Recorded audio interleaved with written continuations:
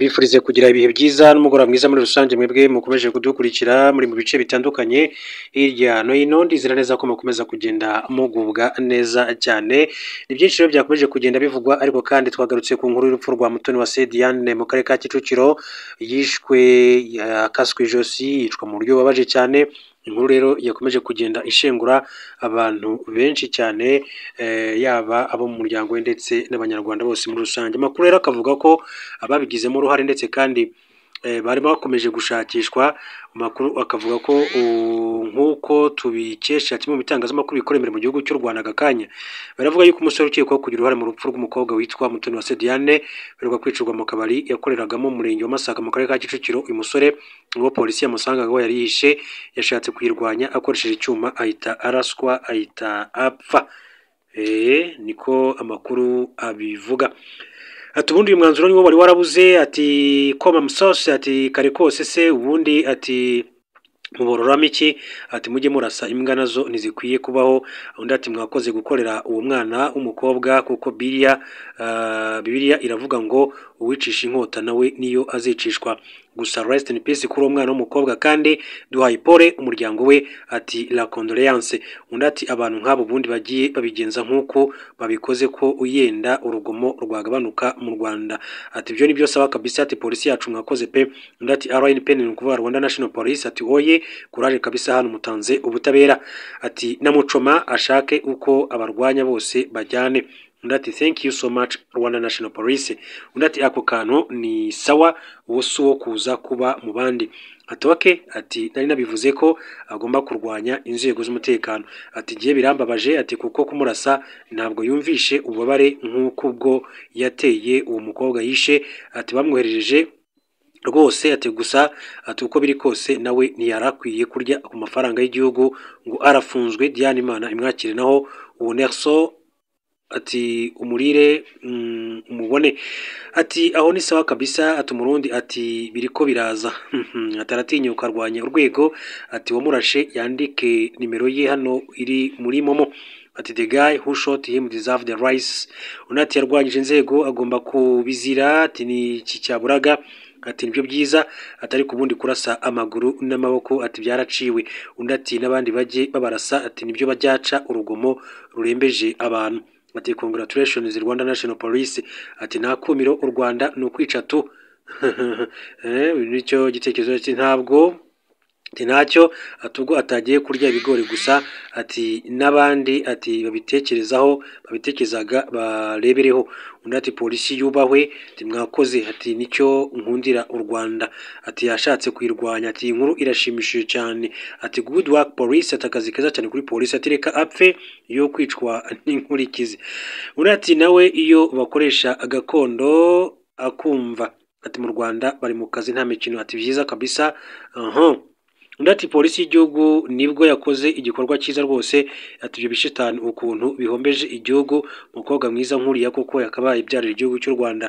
Ati muri make bombi ubu bapfuye, none se kare kose polisi iba iri mu biki, uzi n'ubutaha tibarashe undi nibura buri cyumweru bakarasa umugizi wa nabi, ati amahoro yahinda.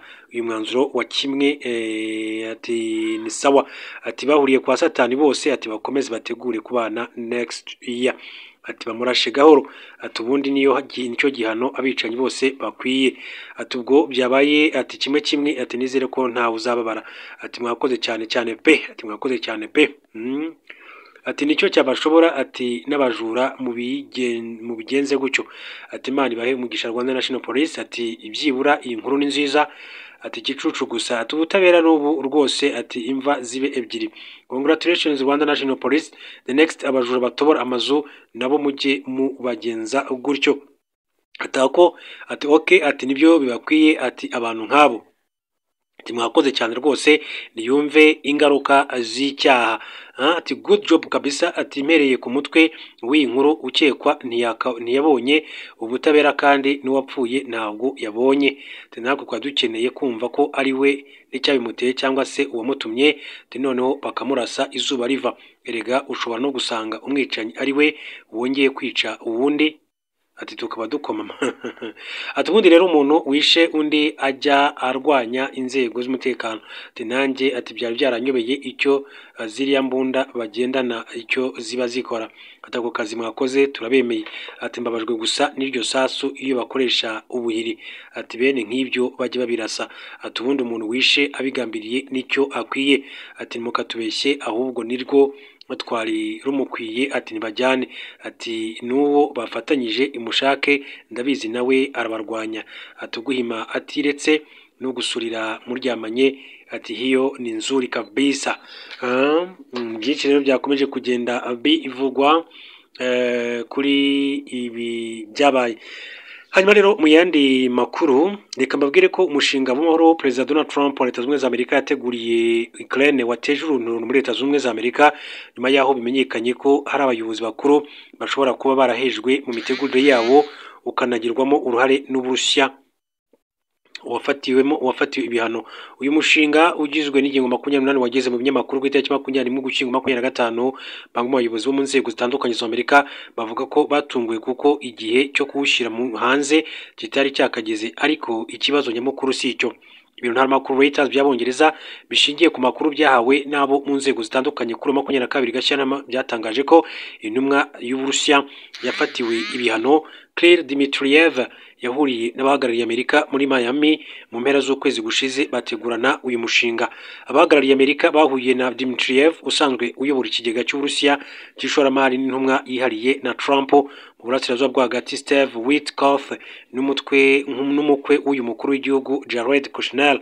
Umwe mu batanze amakuru yatangaje ko nubwo Amerika afata ibihano Dmitriev muri 2022 ikanabuza abanyamerika gukorana nawe, yamuhaye uruhushya rwihariye rwo kujya muri Miami kugira ngo ahagarire Uburusiya mu biganiro bitegura uyu mushinga.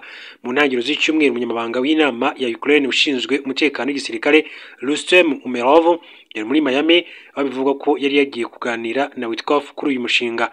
Umerov yabwiye itangazamakuru ko icyamujyanye muri Amerika ari imirimo ya tekinike. Babiri mu bavuganye n'ibiro ntaramakuru batangaje ko abayobozi bakuru muri Minisiteri y'Ububanyi n'Amahanga no mu nama y'igihugu umutekano batamenyeshejwe iby'uyu mushinga. Intumwa yihariye y'Amerika ku ntambara ya Ukraine Keith Kellogg ngo nawe yaherahejwe kandi yarasanzwe yitabira ibiganiro bifitanye isano n'ibi. Umwe muri aba bayobozi yagize ati nta guhuza ibikorwa kwabayeho, nta muntu wo muri minisiteri wabibonye, nta Rubio. Umuvugizi wungirije wa Minisiteri y'Ububanyi n'Amahanga Tommy Pigott yatangaje ko Minisitiri w'Ububanyi n'Amahanga Marco Rubio yagize uruhare rwa hafi mu gutegura umushinga, bityo ko amakuru ahabanye nayo ari ibinyoma. Ati Minisitiri Rubio yagize uruhare rwa hafi muri gahunda yose yo gutegura umushinga wo guhagarika intambara muri Ukraine. Bitari ibyo byose ni binyoma. Yavuganye n'impande zombi ziri mu makimbirane inshuro nyinshi mu zifasha gusangira ibitekerezo byazana amahoro arambye. Perezida wa Komisiyo ya Sena ishinzwe ibikorwa by'ingabo akaba n'umunyamuryango w'ishyaka ry'abarepublika riri ku butegetsi Roger Wicker yanenze umushinga cyane cyane igitekerezo cy'uko Ukraine itakomeza kugenzura intara ya Donetsk, Luhansk n'ikirwa cya Crimea. Senateri Roger yagize ati iki cyitwa umushinga w'amahoro mu by'ukuri gifite ibibazo kandi nta cyizere mfite ko kizagera ku mahoro. Ukraine ntikwiye guhatirwa guha ubutaka bwayo umunyabyaha wa mbere ku isi Vladimir Putin. Uyu mushinga ugaragaza ko uretse guhara ubutaka Ukraine itazinjiza mu muryango wa NATO kandi ko izagabanya ingabo zayo ho izirenga 200,000. Ku itariki 21 Ugushyingo nk'uko amakuru abivuga, Perezida Volodymyr Zelensky yatangaje ko atazemera amasezerano abangamira inyungu z'igihugu cye nk'uko bikomeza kugenda bishimangirwa. Reka rero mbashimire cyane, bifurize gukomeza kugira ibihe byiza. Mwakoze cyane kubana